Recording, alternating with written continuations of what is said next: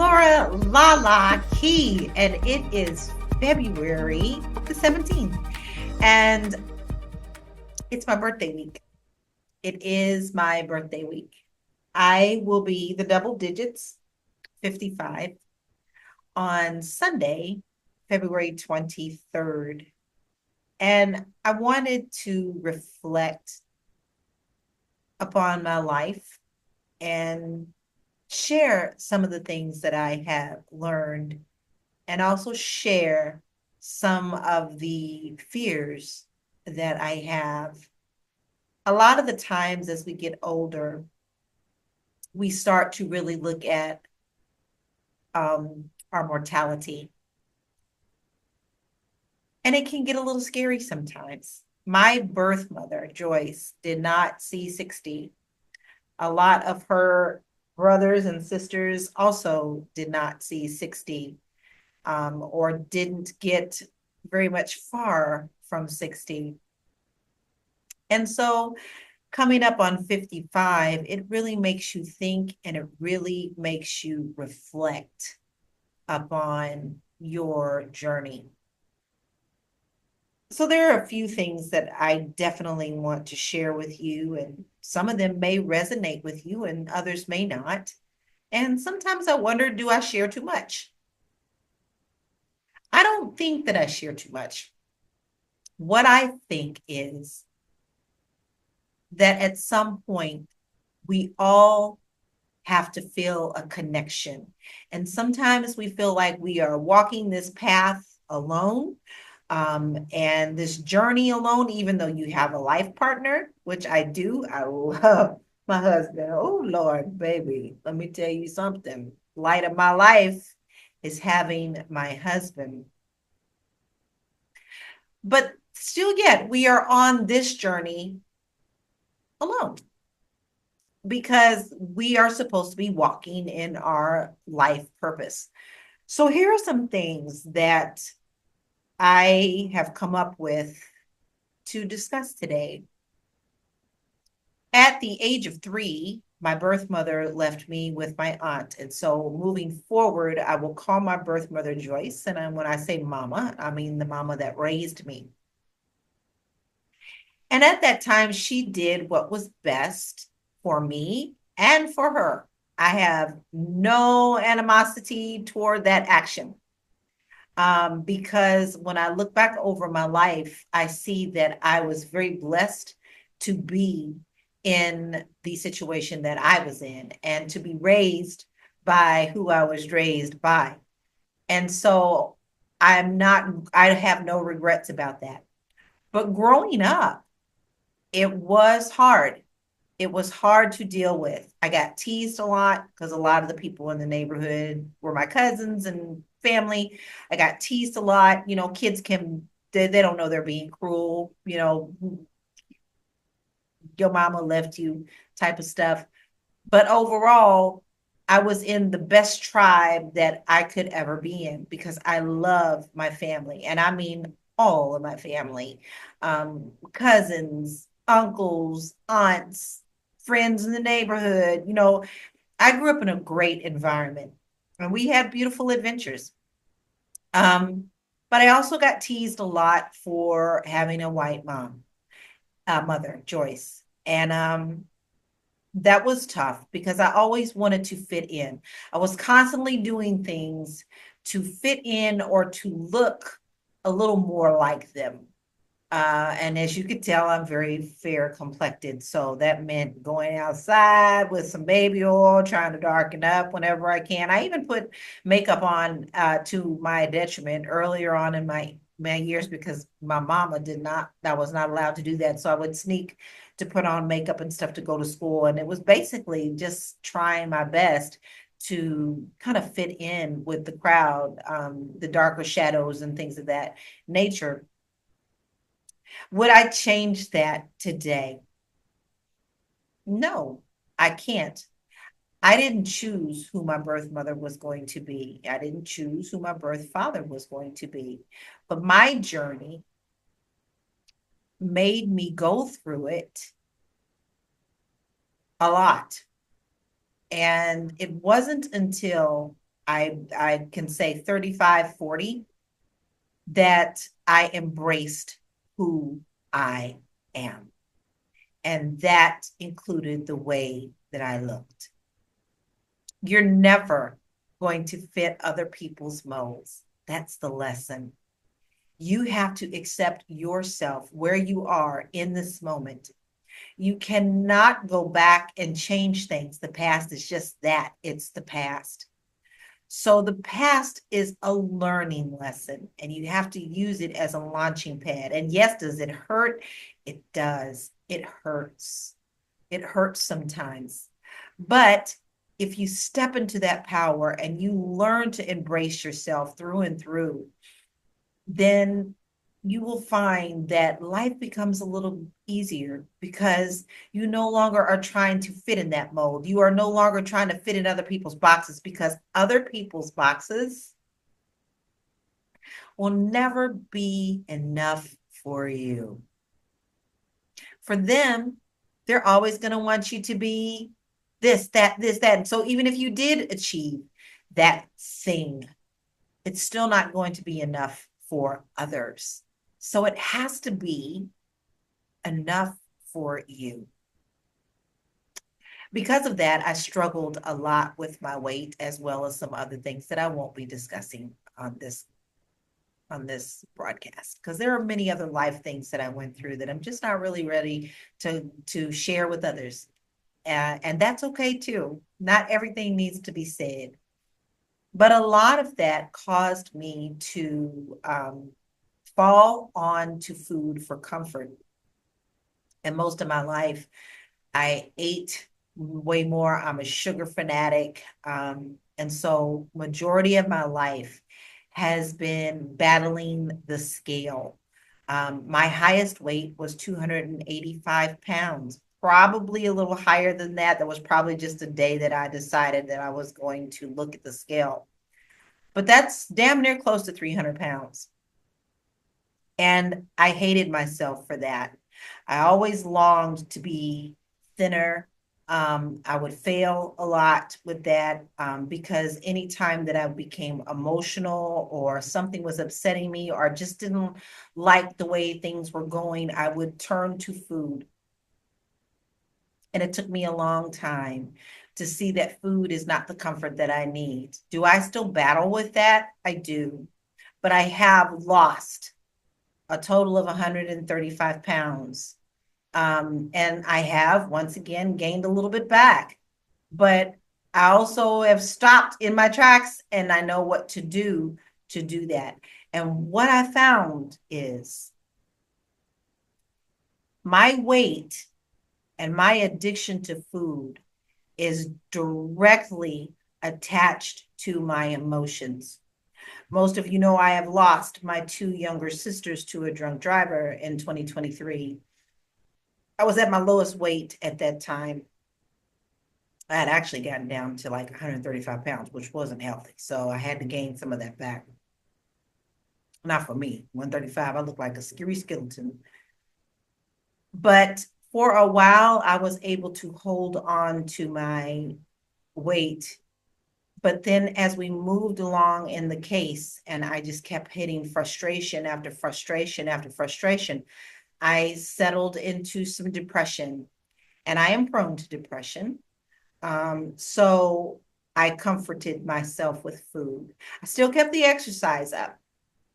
But for me, I have to have it all. I have to have the food as well as the exercise. And so last year was not my strongest time for weight, and I gained some. So I am back on track and I have lost some again. But there are many times that I have seen this number on the scale. What that has taught me is many things. I am not that number on that scale. I am human, just like anyone else. I don't use drugs. I don't turn to alcohol. I turn to food. My addiction is food. That is my comfort because it's the one thing that I can control. I can control what goes into my body. So with that, I learned as a little girl when I leaned on food I couldn't control how I felt um, about the whole situation that I was in. And although I absolutely loved my mama, baby, my mama is my mama. I often wondered why. And this is the 3-year-old mind, okay? Why is it that Joyce left me and kept her other children? And that was always running in my brain like it was something that I had done. And it wasn't. It wasn't anything that I had done. It was the circumstance of what the circumstance was at that time. And because of that, I had abandonment issues. And I always worried that if I was a bad girl, that I could be given away, even though that was not even the case. It was not the case whatsoever. It was not. But still, yet, in a 3-year-old's mind, that is what you grew up with. So I grew up for many, many years carrying and harboring that in my heart, even though I know that I was loved. I was in the best place. But the things that we carry, sometimes people don't understand.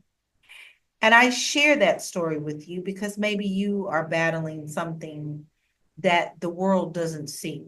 It is an internal battle. Maybe you go home and you have 3 or 4 drinks that nobody knows about. Maybe you go out and you shop and nobody really knows that's your addiction. The things that we do to comfort us are not always visibly seen. Now, you could see it from my weight with me, but they didn't see the hoarding of food and sugar and things of that nature. They didn't see that. Um, they also didn't see the pain that I was going through. It's not something that you just open it up and express to people, right? So I say all of that for you to be mindful that other people are always going through something that you don't necessarily see. And that has been a huge lesson in my life. In my life. Another lesson that I learned is just because you love someone doesn't necessarily mean that they love you back. Matters of the heart are difficult. Matters of the heart are one of the few reasons that people lose control of their minds and their spirits. But just because you love someone and you love them deeply doesn't necessarily mean they feel the same about you. And what happens is we carry that in our hearts too, because we start questioning ourselves. What did I do wrong? What did, well, maybe if I was a little thinner, maybe if I could sing a little better, maybe if I was just the right girl, or maybe if I was a little bit taller, or maybe if my butt was a little bigger, and you are putting all of that on you. The gift of being able to love is just that. It is magic. Being able to love is magic. It's when people don't feel the same about you that you internalize it like it's your fault. It's not your fault. You can't control others and you can't control who you love. And it's just a part of life. And sometimes you carry that shit for years before you realize that, hey, I don't need to carry this anymore. So if you are just heartbroken about someone not loving you back, and this isn't just love relationship. Do you understand what I'm saying? This isn't just love. A lot of you probably went to think about love, but it could be a family member. It could be, a Cub Scout person. I don't know. It could be anybody that you love so much, and you find out they just don't love you back in that way, can be heart shattering. Here's what I want you to know. Your magic gift is still a gift. Just because someone doesn't want to accept your gift does not mean that you are any less or it is your fault, because it is not. Embrace the fact that you have the ability to love, because not everybody actually can do that. That is a special magic power. Some people throw the word love around so much they really don't know what it is. They've never really experienced it. But there are people who can't love. They need to have their breakthroughs as well. So it's not on you. You keep your magic powers. You keep your magic powers of love, and you learn from whatever lesson that gives you, and you pick up and you move on. You get up, you brush your knees off, you still can love them, but you also know that you have got to keep them in a certain box, your protective box. You must have boundaries. That is my next lesson. Boundaries. Boundaries. What is this magic invisible line called boundaries? Man, it took me forever to understand that not everybody that I knew deserved to be in my inner circle, because not everybody I knew had the best interest for me. Sometimes they wanted things from me. Sometimes they were just curious to know about me and then turned around and tried to use it against me. Some people fake friendships for whatever reason. You never know sometimes. Some people will say jealousy. It may not always be that. Um, but you must discern, have discernment on who belongs in your inner circle. Choose wisely. Your inner circle is just that. It is a small inner circle. Set your boundaries for what people, how people can talk to you, act around you, be around you. You set your boundaries. You are the one that accepts what's acceptable and accept what's not acceptable. See, when people are coming to you and giving you unacceptable things and you still take it, you're not living in your life purpose. That's a lesson that you're going to have to learn. You know, we live in a really, really crappy world right now. A lot of us don't know what's going to happen next. A lot of us know that this is a very hateful regime that we are living under.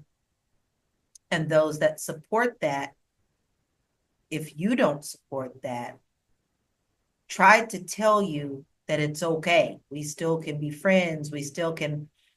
Not this time. Not this time. When you begin to accept taking away people's rights to be happy and to choose their lives on their own terms, that's a problem.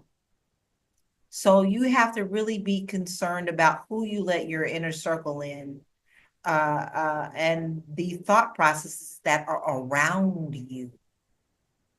Because then you start questioning yourself, and then you start feeling like, well, this doesn't feel good anymore. How can I trust this person if yeah, those are the hard conversations that you're going to have to come up with yourself and establish your own boundaries. For me, that is a hardcore boundary. You cannot tell me one thing and tell me that you love me and live with totally different principles. That doesn't match. That's like oil and water. And there is nothing wrong with that. You hear this all the time, but this is one of my lessons. Everybody is a lesson or a blessing or a season and a reason.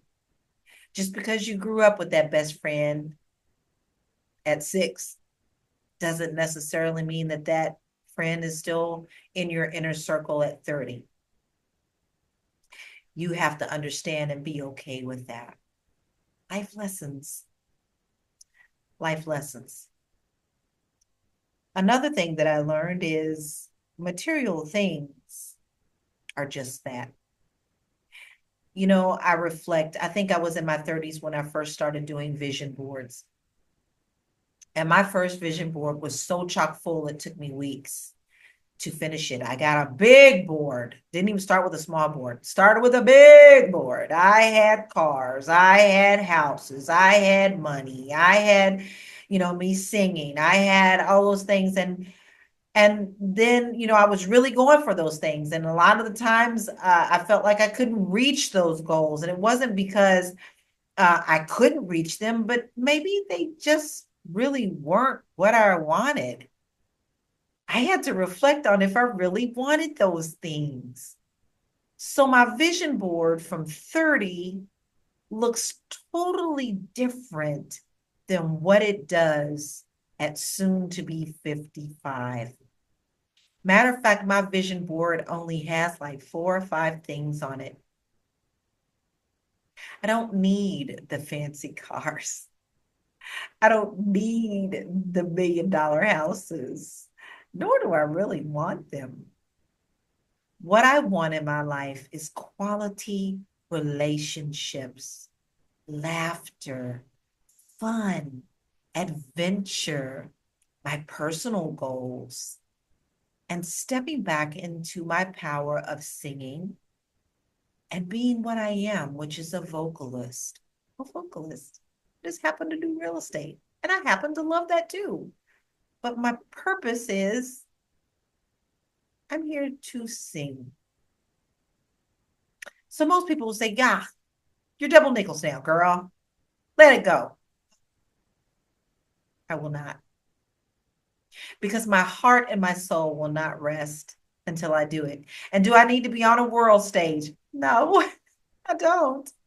If I'm singing at a nursing home, if I'm singing karaoke with friends, if I'm singing on a ship, if I'm singing around the world in different little gigs, I'm cool with that because that is a part of my life purpose. And why is that a part of my life purpose?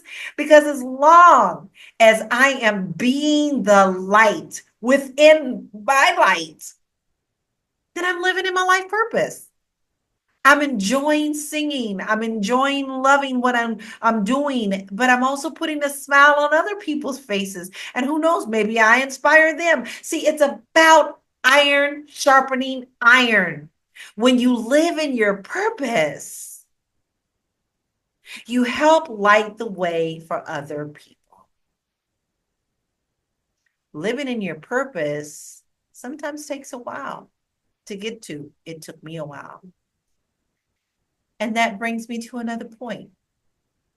Don't let other people tell you how your life should be lived.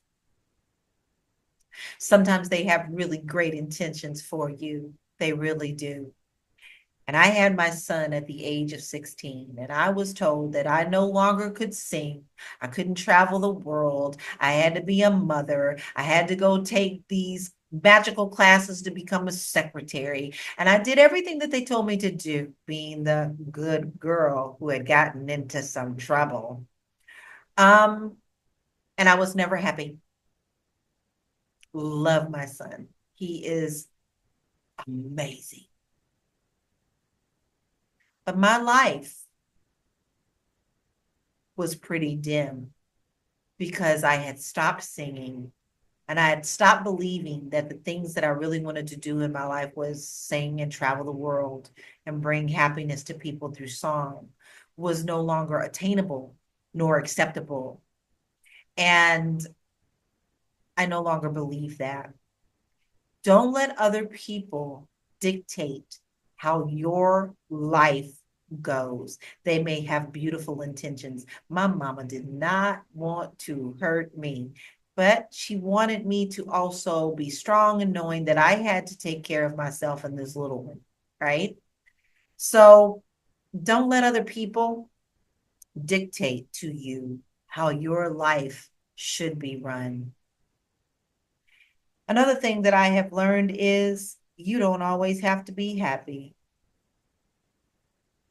Sometimes you really have to go through some darkness before you can get back to your happy place.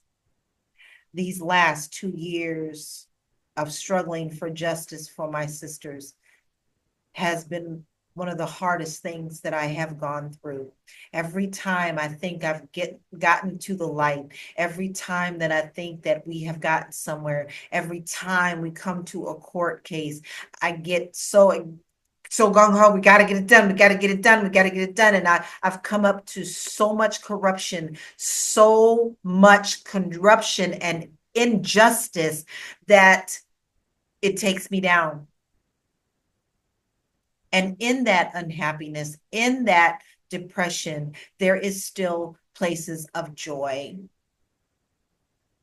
This is when you lean into your inner circle. And this is when your inner circle is life saving for you. My husband is the center of my inner circle. And without him, I would be lost, completely lost. But it's okay to show who you really are in your inner circle because they will never shun you and they never will reject you. And if they do, they wasn't a part of your inner circle in the first place. This is why I say choose wisely. And that doesn't mean that sometimes that inner circle doesn't shift. Maybe that other person is going through something too and is no longer in your inner circle. But as long as you've got just a few, even just one, you can get through it. I've learned that it's okay to take baths at 1 p.m. in the afternoon. I've learned that it's okay to walk around in my pajamas all day and cry. I have learned that I can be angry and express that. I have learned to laugh even in darkness. We are human, is what I'm trying to say. You're not here to be happy 24/7. You got lessons to learn. And sometimes those lessons are easy to learn, and sometimes you have to get hit upside the head 4 or 5 times before you learn the lesson.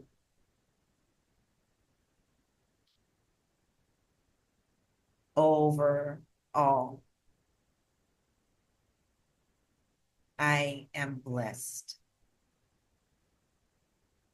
I have been through some shitty times. I have been through times where I have not loved myself. I have lived a lot of my life trying to be what others wanted me to be. But now, at the double nickels, and slowly over the years, I have learned that this journey is the one that you cherish because it is your journey and no one else's. If anything, I have learned over the last 2 years is you do not know how much time you have on this earth. You can continue to say that I will do it next week, I will do it tomorrow, or maybe next year I will, or maybe in 5 years I will. It's okay to have goals, but what's not okay is to always put it off and never go after the dream and live in the moment. Almost every day now, I practice my vocals. I sing every day.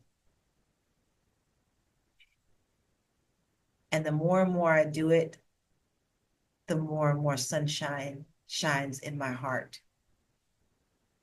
Does it mean that it's always good? No, there are days that I just want to scream. My voice is not doing what I want it to do. I can get all caught up in that. I can get up caught up. You can get caught up in anything that you want to get caught up in. But when you stop and you take a deep breath and you really start looking at how far you've come, instead of focusing on one bad thing that you feel like you can't get done, you need to celebrate how far you have come. So today, I celebrate because February 23rd will be another year around the sun. And I'm okay with where I am right now. Do I worry a lot? Working on it. Do I still sometimes look in the mirror and go, oh, la la? Working on it. Do I still struggle with life lessons? Working on it. But I wouldn't be alive if I didn't. So the sweet thought of waking up in the morning in my right mind, which I totally understand now, didn't understand it when I was a child. Waking up in my right mind, meaning understanding every moment that I'm in, understanding when I'm not feeling my best, celebrating when I am, looking toward the things that bring joy, and looking forward to sharing that joy with others is what counts. So welcome, Double Nickels. It's Monday, and if I'm blessed enough to see Sunday, welcome. I hope that I have said something to you that resonates with you. I hope that you enjoy the videos that I do. I haven't been very consistent with my videos, but that has been a part of my journey as well. Some days you just don't feel like recording. And some days you just don't want to even do anything. And then there's days like this, when you know that you can share your journey with others and you can pray that you've helped to uplift them in some type of way. So hello, Double Nickels. 55. I look forward to what you bring. I am Laura Lala Key, and I wish you nothing but love, light, and blessings. Why not go out on a limb? Isn't that where the fruit is? Sugar.